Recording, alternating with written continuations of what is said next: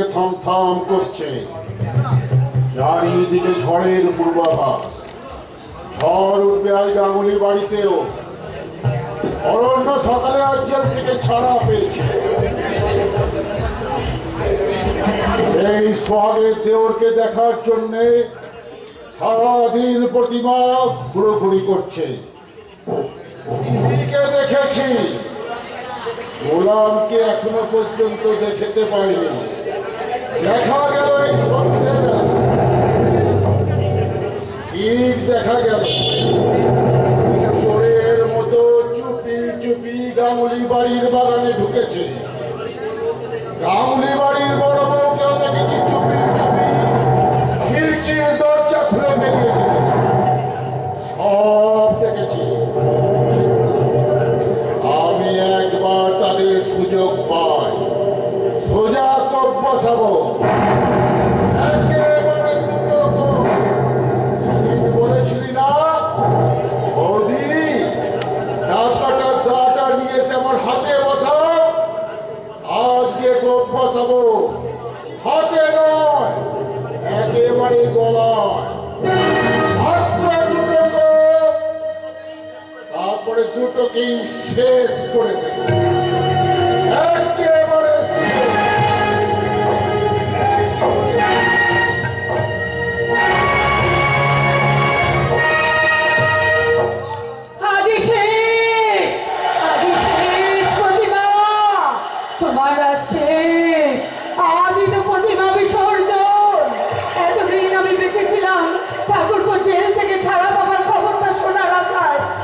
সকালে খবর পেলাম ঠাকুরপো জেল থেকে ছাড়া পেয়ে গেছে।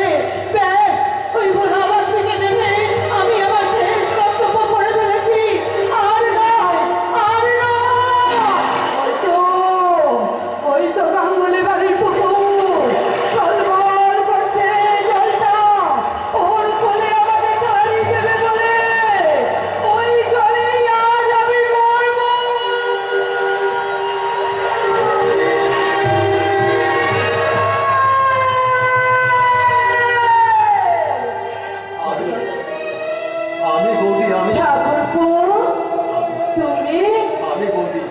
আমি জেল থেকে বেরিয়ে সব শুনেছি বৌদি। তাই দাদার মুখ থেকে ওই সব কথা শোনার পর তোমারও যেমন বাঁচার অধিকার নেই, আমারও তেমন আর বাঁচার অধিকার নেই। না ভাই না, তোমার তো কোনো স্বাদই পূর্ণ হয়নি। তোমার তো ভগবান নিশ্চয়ই একদিন তোমার সব স্বাদ পূর্ণ করবে। বনলতাকে যে তোমায় খুঁজে বার করতেই হবে ভাই। তুমি চলে গেলে বনলতা কেন? আমি নিজেকেই কি কোনোদিন খুঁজে পাবো বৌদি? শুধু শুধু তুমি আমায় ভালোবেসেছো, আমি কি তোমার এতটুকু ভালোবাসিনি বৌদি? আর তুমি আমাকে দুর্বল করে দিও না। স্বামীর কাছ থেকে এত বড় বদনাম পাওয়ার পর আমি বেঁচে থাকতে চাই না ঠাকুরপো। আর আমি বেঁচে থাকতে চাই না। তুমি চলে যাও, তুমি চলে যাও ঠাকুরপো। আমি তোমার মৃত্যু পথে বাধা হয়ে দাঁড়াতে আসিনি বৌদি। আমি এসেছিলাম এই গয়নার বাক্সটা তোমাকে ফিরিয়ে দেব বলে। কিন্তু ওগুলো তো কোনো দয়ার দান নয় ঠাকুরপো। তোমার দাদাকে বিশ্বাস করে শ্বশুর মশাই সমস্ত সম্পত্তি লিখে দিয়ে গেছিলেন। একদিন তোমার দাদা রাম দাদাই ছিল, কিন্তু আজ শয়তানদের চক্রান্তে সে পচে গেছে। তাই সে তোমাকে ফাঁকি দিয়ে তোমাকে নিঃস্ব করে আজ সে সমস্ত সম্পত্তির মালিক হয়েছে ঠাকুরপো, মালিক হয়েছে। তাই বুঝি তোমার গায়ের সমস্ত গহনা তুমি আমাকে সম্পত্তির ভাগ দিয়ে যাচ্ছ বৌদি? কিন্তু কিন্তু আমি তো সম্পত্তির ভাগ চাইনি। আমি চেয়েছিলাম দাদার একটুখানি ভালোবাসা আদায় করতে। আর তাই যখন পেলাম না, তখন কি হবে এই গয়নার বাক্স দিয়ে? তার চেয়ে এই গয়নার বাক্সটা তুমি দাদার সিন্ধুকে রেখে ডুবে মরো, আর আমিও হারিয়ে যাই অকালে ঝরে যাওয়া পাতার মতো।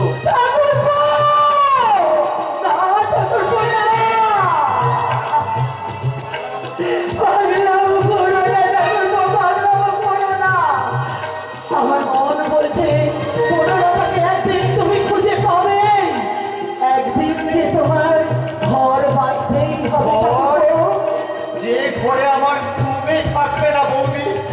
বলো না সে ঘর আমার কেমন করে হবে?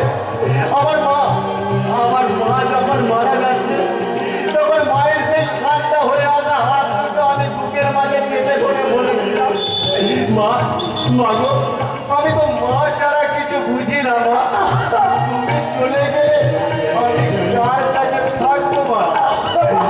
মা তখন কাঁপতে কাঁপতে তোমার হাত দুটো আমার হাতে দিয়ে বলেছিল, ওরে অরণ্য, তোর মাকে আমি তোর কাছে দিয়ে গেলাম।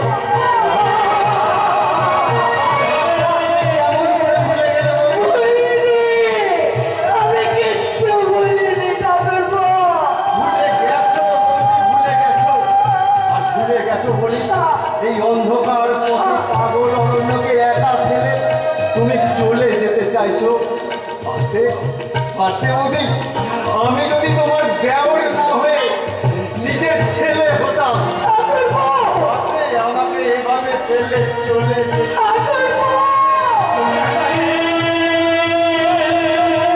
আমিও মরবো বৌদি, আমিও মরবো। এই পরশপুরের পুকুরে নয়, এখানে বললে যে দুর্নাম মেলা রটাবে, তাতে জগতের মা ছেলের সম্পর্ক আর্তনাদ করে উঠবে। তাই আমি মরবো গঙ্গায়। আর মরবার আগে আমি কোনো গীতা পড়বো না বৌদি, আমি শুধু ঈশ্বরের উদ্দেশ্যে জোড়হাত করে বলবো, দেওরকে নিয়ে তো বৌদির ছেলের সাথ মিটল না। আর এই অভাগা অরণ্যর পিছু ডাক ওই বন্ধা নারীকে ফেরাতেও পারল না। এই জন্য তো তুমি মা ডাক শুনতে পেলে না বৌদি। তাই বড় জন্মে আমি যেন তোমার ছেলে হয়ে জন্মাতে পারি।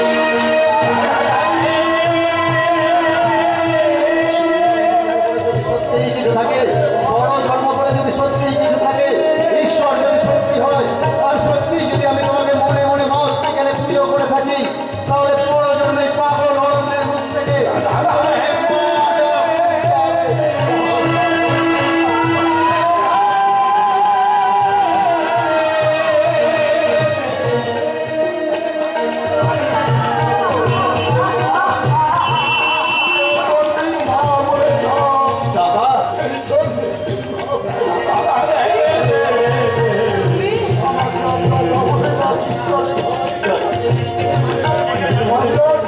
মানুষ বলে পরিচয় দিতে পারবো না। দাদা তবু বলি, যে দাদারটাকে না পারিস, তোর সতী সাবিত্রী বৌদিরটাকে ফিরে আয় ধর। এসব তুমি কি বলছো? আমি তাকে না পেলো, কেমন ছেলেটাকে তুমি ফিরে এসো। দাদা এসব কি বলছো তুমি? কি বলছো?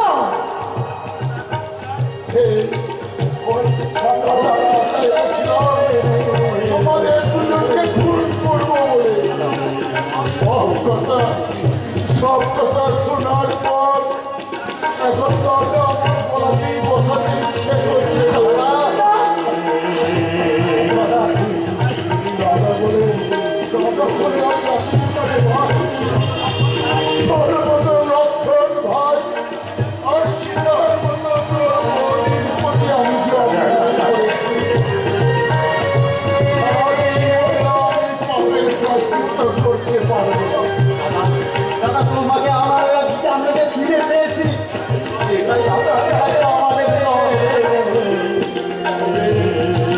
তোমরা পারবে, আমাকে ক্ষমা করতে পারবে? ছি ছি, এসব তুমি কি বলছো? এ বাড়িতে তোমার রাজার আসন ছিল, চিরকাল তাই থাকবে গো, তাই থাকবে। আমি তো ছোটবেলা থেকে সেটাই চেয়েছিলাম দাদা। লতা থাকবে আমার চোখে, বৌদি থাকবে আমার মাথায়, আর আমি থাকবো তোমারই পায়ের তলায়। আজ আমার সব আশাই পূর্ণ হয়েছে। শুধু এই পাগল অরণ্যের মুখ থেকে হারিয়ে গেছে তার ভালোবাসার মানুষ পূর্ণতা। কিন্তু আর কোনো চিন্তা নেই দাদা, আর কোনো চিন্তা নেই। বনলতাকে খুঁজে পাওয়ার শক্তি আমি পেয়ে গেছি। পৃথিবীর যে কোনো প্রান্তেই থাকুক না কেন, বনলতাকে আমি খুঁজে বের করবোই করবো। এই অরণ্যই খুঁজে নেবে অরণ্যের বাগদত্তা।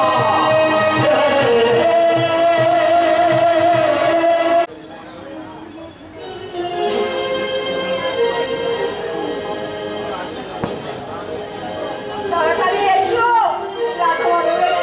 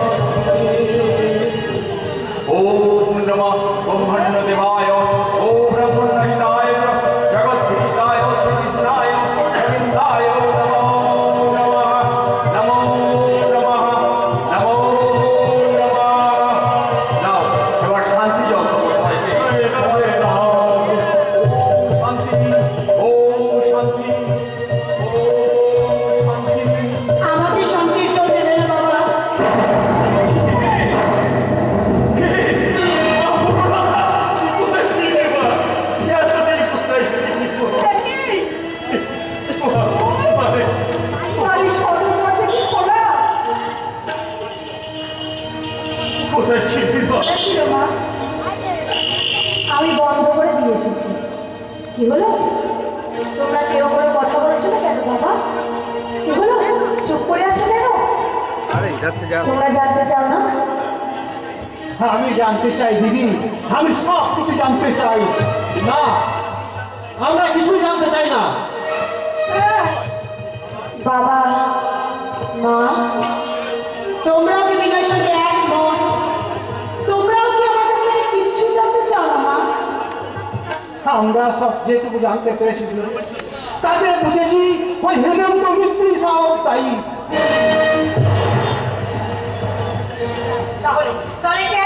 তাহলে কেন তোমরা মিথ্যে কলঙ্ক চাপিয়ে ওই অরণ্যর মাথায় মিথ্যে কলঙ্ক দিয়েছো? কেন তাকে জেলে দিয়েছো? বলো বাবা, বলো কেন? বলো বাবা, বলো কেন? আমি বুঝতে পারিনি। কিন্তু রতিমা কি সর্বনাশ করেছিল ওই হেমন্ত ওই অরণ্য গাঙ্গুলি? না, আমি নিয়ে আসবো রতিবাদিকে। আমি শুনিয়ে দেবো ঠিক কেমন করে ও ধর্ষণ করেছিল ওই হেমন্ত মিত্তি। আর তার বাপকে খুন করেছে সেই হেমন্ত মিত্তি। এই সব পাপ চাপিয়ে দিয়েছে ওই অরণ্যর মাথায়। কি বলছিস? আপনারা এত বুঝতে পারিনি মা, বুঝতে পারি। এই কথাটা এত ঠান্ডা গলায় বলতে পারছো মা? তোমাদের এই ঠিকটা না বোঝার জন্য একটা নিরপরাধ মানুষের জীবনটা শেষ হয়ে গেল মা। সেটাকে তোমরা একেবারে ভেবে দেখেছ? একটু সুখের জন্য, তোমরা একটু সুখের জন্য এতটা নিচে রাখতে পারলে মা? সে বাঁচি ওই হেমন্ত মিত্রের কথায় ওই অরণ্যর নামে মিথ্যে কলঙ্কটা তোমরা দিতে পারলে মা? আরে পুলিশের কাছে অভিযোগ করে বললে যে তোমাদের মেয়েকে নাকি ধর্ষণ করে ওই কলঙ্ক করেছে ওই অরণ্য, তাই তোমাদের মেয়ে উধাও। কিন্তু মা, আমি তো পুলিশের কাছে একটা কথাও বলিনি মা। কেন বলনি বাবা? লোকে পাগল বলে, লোকে পাগল ভাবে আমাকে। আমার কথা কেউ বিশ্বাস করতো না রে মা, কেউ বিশ্বাস করতো না। এটাই তো সব থেকে ভালো সহজ পদ্ধতি বাবা, পাগল সেজে থাকা। তুমি যাই লোকের সামনে বলো না কেন, কেউ তোমার কোনো কথাই বিশ্বাস করবে না। তুমি না পারবে পুরোপুরি সাধু হতে, আবার না পারবে তুমি পুরোপুরি নিঃশব্দ ভাবে সবার সামনে কথা বলতে। আরে, পুলিশ তুমি কেবল পারো শুধু শোকে পাগল হয়ে যেতে, তাই না বাবা? চুপ কর তুই। পরে আমি সব কিছু জানতে পেরেছি দিদি, হ্যাঁ জানতে পেরেছি। ওই সব শয়তানি চুপ করবি না, চুপ কর। কেন কেন এখানে এসেছিস বলে না? মোহিনী, হ্যাঁ, তুমি কি বলছো মা? মা ঠিকই বলছে। গ্রামের পাঁচজন দিদিকে নিয়ে পাঁচ কথা বলে, বিনয়, তবু তারা জানে যে আমাদের সঙ্গে দিদির কোনো সম্পর্ক নেই, বিনয় তুই চুপ কর। তাই ছেড়ে কথা বলে। কিন্তু যদি তারা জানতে পারে আজ আমাদের বাড়িতে এই দিদি এসেছে, তাহলে কি হবে বলো তো? তাহলে যে ভীষণ সর্বনাশ হয়ে যাবে রে। কিন্তু কিরকম মা? বড় ঘরে আমার বিয়ের সম্বন্ধ হয়েছে, তারা এই বিয়েতে সবচেয়ে বেশি উৎসাহী চাটুর্যে বাড়ির বংশমর্যাদার জন্য। তারা যদি জানতে পারে, তারা যদি জানতে পারে তোর বিয়েটা ক্যান্সেল হয়ে যাবে, তাই তো? তা যাক, তা ভেবে চলে যাক, তবু আমি দিদিকে পার হতে দেবো না। আমিও পারবো না। এতদিন অনেক দুঃখ কষ্ট সহ্য করে এসেছে, যার জন্য জীবন নষ্ট হয়ে গেছে, তাকে নিয়ে আমি কোনো কিছু ভাবতে চাই না। মোহিনী, কি বলছো তুমি? কেন? আচ্ছা আচ্ছা মোহিনী, আমরা কি কোনোভাবে বনলতার জীবনটাকে আবার সুন্দর করে তুলে দিতে পারি না? বলো না, বলো। নিশ্চয়ই পারি আমরা, নিশ্চয়ই পারি। দিদি আমাদের এখনো দিদি, আর তোমাদেরও মেয়ে। সমাজ তা মেনে নেবে না। সমাজকে তো আর অস্বীকার করা যায় না। বিনয়, ঠিক বলেছিস। ঠিক কথা বলেছিস শিলাজি, ঠিক কথাই বলেছিস। সারা জীবন অনেক কষ্ট সহ্য করে এসেছি, এতদিন পর যখন একটু সুখের মুখ দেখেছি, মোহিনী, কি বলছো? তাই এই নষ্টামের মুখটা দেখতে চাও না, তাই তো মা? বনলতা, ভয় নেই মা, ভয় নেই। আমি তোমাদের কারোর সুখ শান্তি কিছু ছিনিয়ে নেওয়ার জন্য এখানে আসিনি মা। তোমাদের এই বাড়ির সবার চকমকে চেহারা দেখে আমি বুঝতে পেরেছি যে তোমাদের সবার স্বপ্ন আজ ওই হেমন্ত বিন্দির সব কিনে নিয়েছে মা, সব কিনে নিয়েছে। বনলতা, আর তার জন্যই তো আমার ইজ্জত বিক্রির টাকাটা তোমাদের হাতে তুলে দিচ্ছে মা। তাই তোমাদের মাঝে রেখে আমি যে একা, আমি একই হেমন্ত বিন্দ্রের মুখোমুখি হবো। হ্যাঁ মা, হ্যাঁ, আমি যাবো ওই হেমন্তর মুখোমুখি, আমি গিয়ে দাঁড়াবো মা।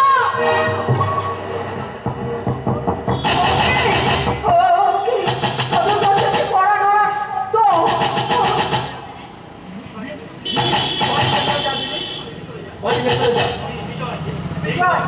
শোন, যেই হোক, যদি কেউ আমাদের বাড়িতে আসে বলবি আমাদের বাড়িতে কেউ আসেনি, কেউ না। না, আমি এর মতো পারবো না। মোহিনী, কি বলছো তুমি?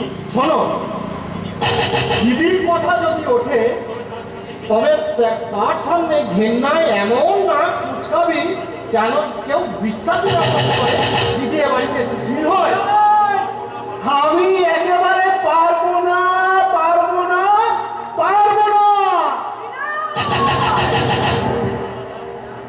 বনলতা, তুই বাড়ির ভিতর যা মা।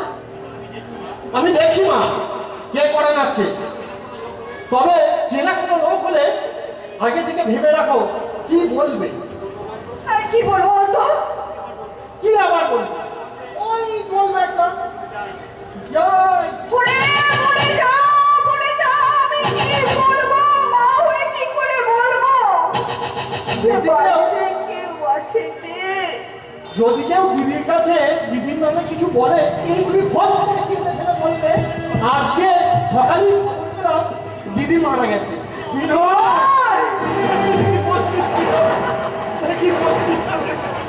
ঠিকই বলছি, মায়ের মুখ থেকে মেয়ের মৃত্যু সংবাদ শুনলে কেউ আর অবিশ্বাস করবে না। যাই যাই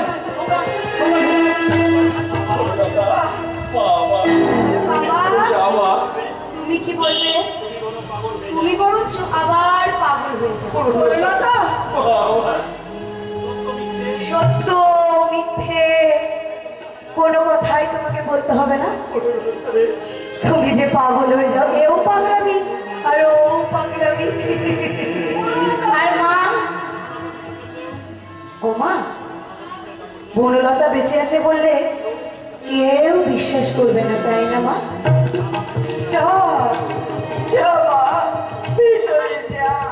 যাচ্ছি মা, যাচ্ছি। তুমি চলে যেতে বলছো মা, তুমি চলে যেতে বলছো। হ্যাঁ, আমি ঠিক এখান থেকে চলে যাব মা। আর যাওয়ার পর এই ঘরটাকে তুমি ভালো করে পরিষ্কার করে গোবর জল দিয়ে দিও মা। একটু গোবর জল দিয়ে দিও মা। আমি যে বেশ্যা হয়ে গেছি মা।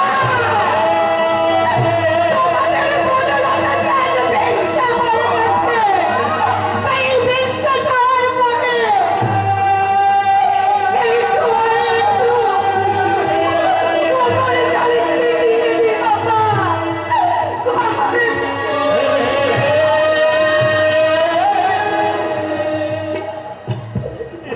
কি বলে গেল? কি বলে? বিশ্বাস করো মাই বলছি কেউ আসেনি। তুমি আমার কথা বিশ্বাস করছো না? মা কালী দিদি বলছি কেউ আসেনি।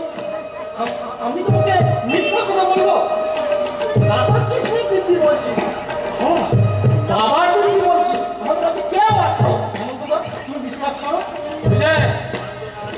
এই যে জয়নালবাবু, বলুন আপনার মেয়ে বনলতা কখন এসেছে?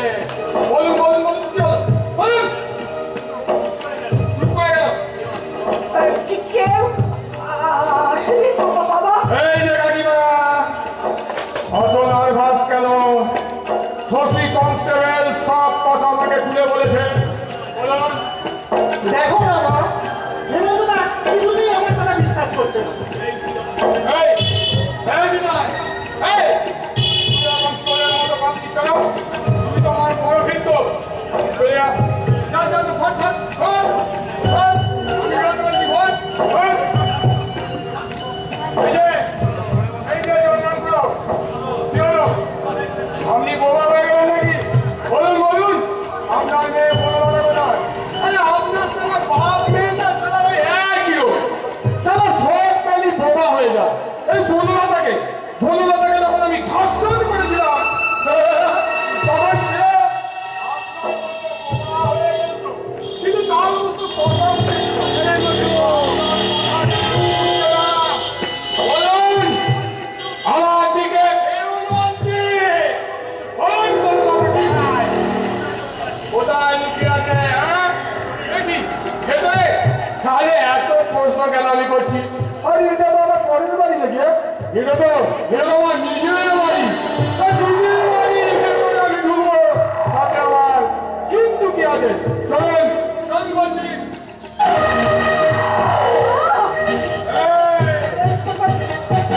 বৃদ্ধ জটায়ুর পাখা থাকে না। এই পশু খেয়ে বৃদ্ধ জটায়ুর কথা ইতিহাস থেকে তো মুছে দিয়ে যায়নি।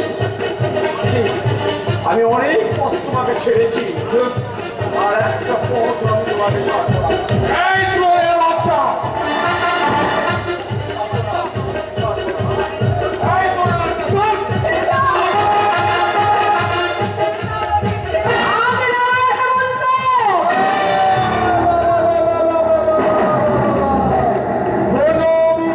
বনলতা, কখন এলে? কেন এলে? চলো। তোমার মতো ধার্মিক রাধা মাধবের একনিষ্ঠ ভক্ত পরস্পরের দেবতার নামে একটুখানি বাণী প্রচার করতে এসেছি। কত টাকা? কত টাকা পেলে তুমি এখান থেকে যাবে? তোমার থেকে বেশি টাকা কিন্তু আমাকে দেন এমপি সূর্য কিরণ। তার সাথে তোমার কি ভাবে পরিচয় হলো? হ্যাঁ? ও বাবা, অভিবাদ দিন, ও তো অনেক দূরের কথা। তারপরে তোমার যে ব্যবসার পার্টনার হ্যাঁ? ওই সুধারাম, সেও কিন্তু আমার নাচের অন্ধ ভক্ত। ও, তাই বুঝি? কি বলছো বনলতা? সুতরাং মর্যাদা তোমার চেনো? হ্যাঁ হ্যাঁ হ্যাঁ, আমার চেনা লোক। তাই আমি বলছি, মতো মিত্তির তোমার এখন দশের টেক্কাগুলো কি যেমন সব একটা একটা করে আমার হাতে, তুমি সেদিন আমার উপরে যেমন করে অত্যাচার করেছিলে, আমি বাঁচাও বাঁচাও করে চিৎকার করেছিলাম, ঠিক তেমনই আজকে আমি তোমার এই দেবতার মুখটাকে টেনে টেনে নামিয়ে ছিঁড়ে ফেলবো। আর তখন তুমি যখন আর্তনাদ করবে, তখন আমি অট্টহাসিতে হাসবো, অট্টহাসি।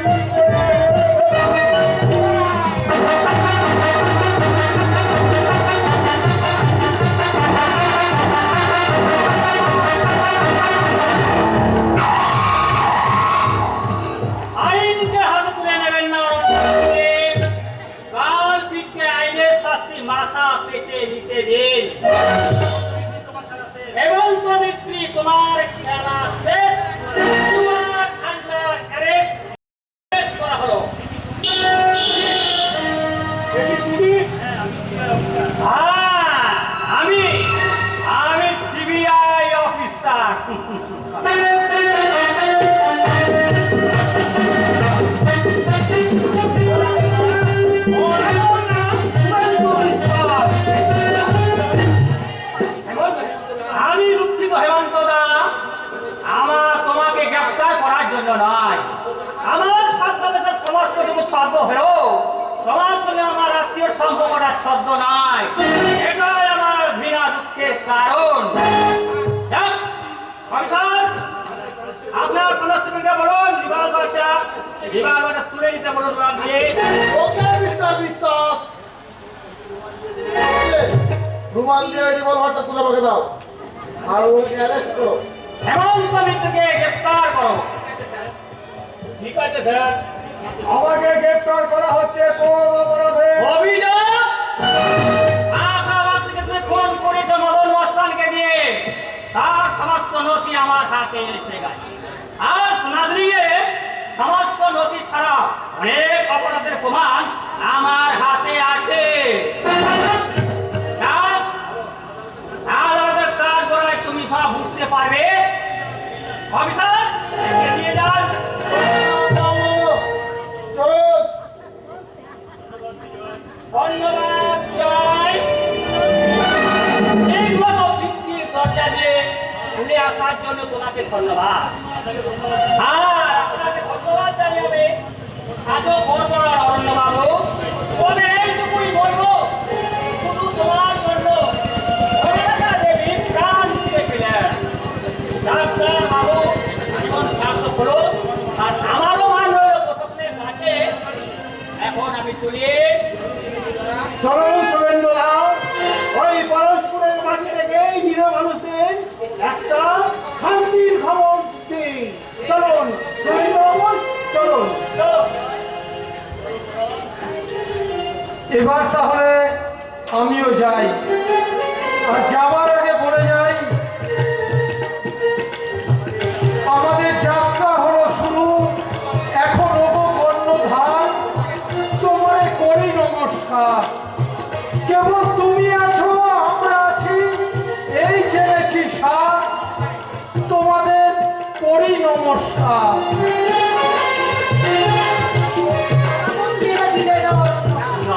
না না না দাদা, তুমি বারবার আমার কাছ থেকে দূরে সরে গেছো, কিন্তু কিন্তু আজ আমি তোমাকে হারাতে পারবো না। আর আমি তোমাকে- ছুঁয়ো না, তুমি আমাকে ছুঁয়ো না, তুমি আমাকে ছুঁয়ো না। লতা, হ্যাঁ, আজ আজ তোমার লতা যে সে আগের লতা নেই, আজ যে সেই অপবিত্র হয়ে গেছে। কি বলছো লতা? তুমি তুমি অপবিত্র? হ্যাঁ হ্যাঁ অরণ্য, আজ আমি অপবিত্র হয়ে গেছি। আজ আমি পতিতা। তোমার আমাকে দেখে ঘেন্না লাগছে না? ঘেন্না। তুমি এত বদলে গেছো লতা, তোমার তোমার মন এত ছোট হয়ে গেছে লতা। অরণ্য, সেই কোন ছোট্টবেলা থেকে তুমি আমাকে চেনো জানো। আমি তোমার মনের কোণে একটু জায়গা পেতে চেয়েছি, আর তুমি তুমি আমাকে বারবার দূরে ঠেলে সরিয়ে দিয়েছো। আর যখন চলে ঘুরে খাওয়া হয়ে আমি তোমার মনের সবুজে একটু শান্তির আশ্রয় পেতে চাইছি, তখন তখন তুমি আমাকে তোমার এই শরীরটার কথা বলছো। অরণ্য, না না লতা, না, আর আমি তোমাকে ছাড়বো না। ছাড়িস না ভাই, ছাড়িস না। হাতটা শক্ত করে চেপে ধর। অরণ্য কি বনলতা ছাড়া বাঁচে রে পাগলি? ওই দেখো লতা, আমার মহাদেব দাদা আর অন্নপূর্ণা বৌদি এসেছেন। চলো লতা, আমরা আগামী দিনের পথে পা বাড়ানোর আগে ওনাদের আশীর্বাদ গ্রহণ করি।